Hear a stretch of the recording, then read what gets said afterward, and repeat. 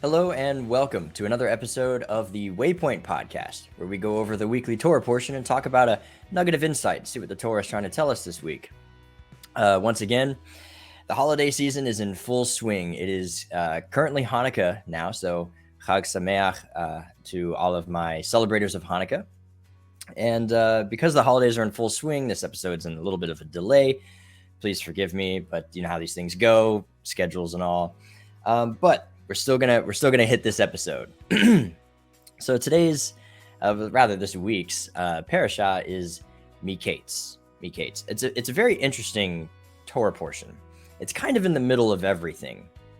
In fact, it's a little hard to kind of come up with an episode idea lesson based on just this Parasha alone, because it's kind of right in the middle of things. You actually have to sort of incorporate the previous Parasha as well as next week's Parasha. And we're going to have to do that a little bit today, but not hopefully too much. So bear with me as we work through this together. And it'll be a rather short one. I know everyone's got busy holiday schedules, and so I'm not here to waste anybody's time. So that being said, let's get started. So brief overview of the whole Parasha real quick. We start in Genesis chapter 41. Starting right at the beginning, and this is where at the end of 2 years, if you remember in the previous Parasha, the cupbearer did not remember Joseph, and Rashi has some very interesting commentary on how Joseph asking the cupbearer to remember him to Pharaoh is the reason why he actually had to wait 2 more years in prison as sort of a punishment for, instead of trusting God, he kind of put his trust in man there for a little bit. Interesting stuff by Rashi, but moving forward, the Pharaoh has some dreams, and he needs someone to interpret these dreams.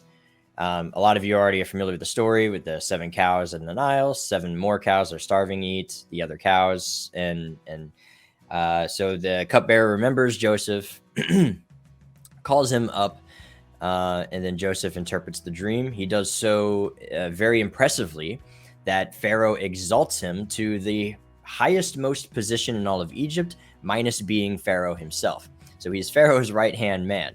Pharaoh didn't have to worry about anything except what he was going to eat for that day. And so very, very interesting, how he's pulled out of essentially another pit and exalted. He's given a new name. He's given a ring. He's given some new clothes. He's dressed up. He's royalty now. And then Joseph's brothers come for some food, right? Jacob is like, we need to go grab some food. So the brothers come out. Joseph recognizes his brothers, but his brothers don't recognize him. He's dressed up like an Egyptian, and he's speaking Egyptian. He's talking through an interpreter. And so he sends them away. They have this, he doesn't send them away. They have this back and forth conversation. He accuses them of being spies. He's sort of putting them to the test already to see how they're going to react. So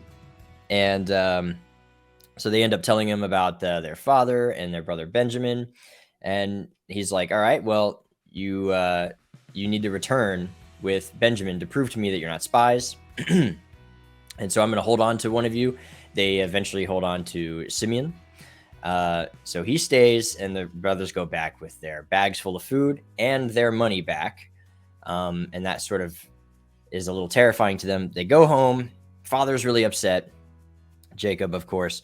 And they don't go back right away. In fact, they eat through all of their provisions first. It's to the point where at some point, even Judah is like, yeah, we've been here way too long. We could have been there and back twice by now.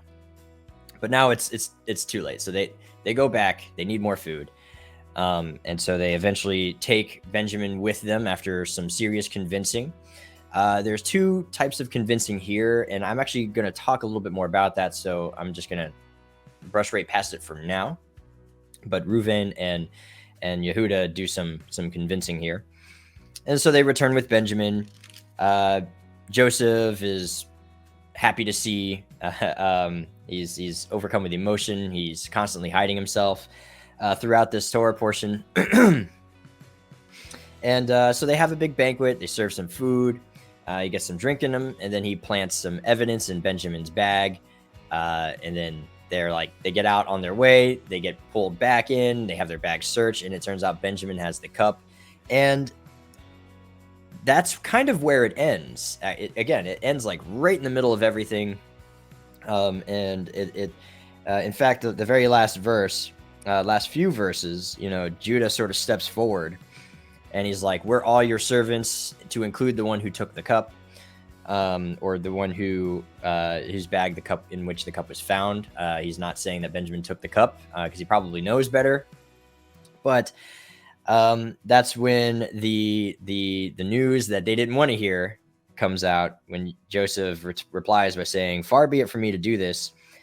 The one in whose hand the cup was found, he will be my slave, but you go up to your father in peace." And that's where the portion ends. And that's like the worst place to end it. Talk about a cliffhanger. Because that's the one thing none of the brothers want to hear at all. That's sort of the last thing they wanted to hear, and that's exactly what they end up hearing. So that's a quick just overview of what we're talking about this week in the Torah portion. There is certainly a lot of interesting details that I very much brushed over, and I kind of wish I had more time to talk about all the intricacies of some of these details in here. But nonetheless, if you've read the title, you know that my lesson sort of focuses on second chances, or even third chances, depending on who the subject is. So let's talk about that.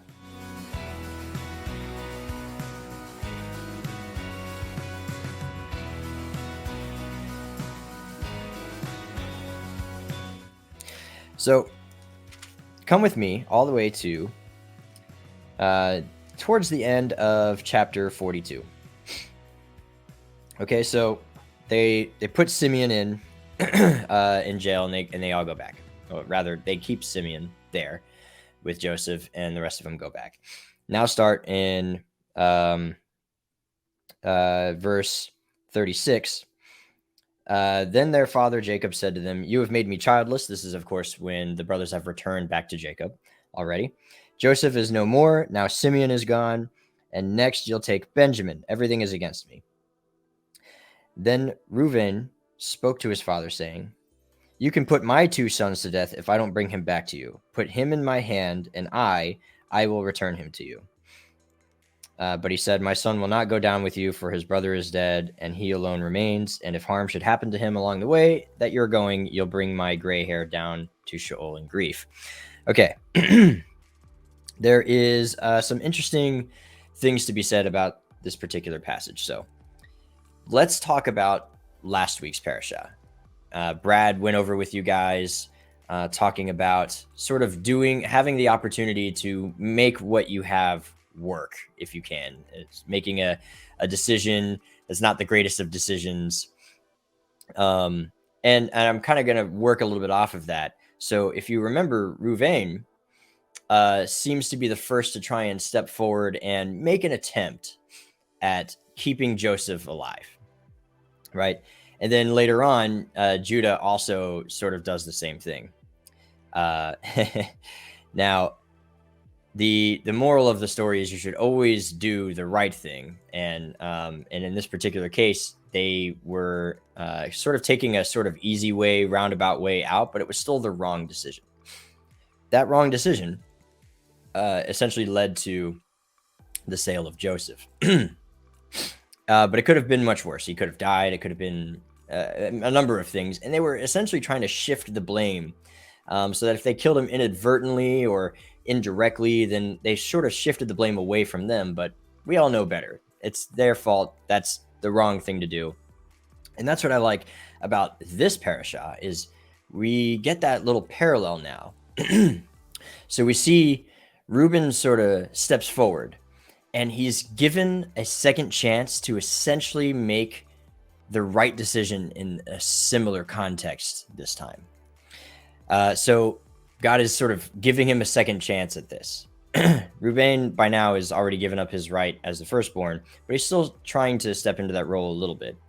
And he offers his sons up. Might sound a little weird to us, but what Reuben is essentially saying is he's giving up his inheritance entirely. He's giving up his sonship to his father. Many different opinions and commentators can even have even spoken that this is more of metaphoric language, that there would not actually be a death because murder is not allowed for needless reasons. And so Jacob can't just kill Reuben's two sons, but he can put them to death in a very metaphorical sense. That is to say, to take away their birthrights, their inheritances, anything to do with their ties to their father. They are essentially cut off by means of a spiritual death. So Reuben is offering that as he's offering up that to his father in sort of collateral. Now that's a much bolder, better, braver statement coming from Reuben than the last time we saw him attempt to try and do a semi kind of sidesteppy right thing. Now he's actually putting his own inheritance and his standing with his family in jeopardy for this particular occasion. That I would say that this is essentially a good thing. It's worded kind of weird. I know it's a little hard for us to understand, offering up your own kids essentially, and saying that they have to lose out on their inheritance too because of you. Different cultures, completely different mindset. I'm asking you to kind of think a little bit, not in the modern sense, but the part I really want to focus on is Yehuda. Yehuda, once again, he also was a sort of sidestepping, then shifting the blame a little bit when it came to the sale of Joseph the first time, if you remember. And Brad covered this last week in his lesson. This is the part I want to focus on now. So they've run out of food, and they get to a talk again about going back to Egypt to buy more food. And they remind Dad, they're like, hey, man, or hey, father, rather, we can't go back without Benjamin. That's going to be bad for everybody, to include Simeon. And so, Israel replies, that is Jacob. His name is now Israel. Why did you do evil to me by telling the man that you have another brother?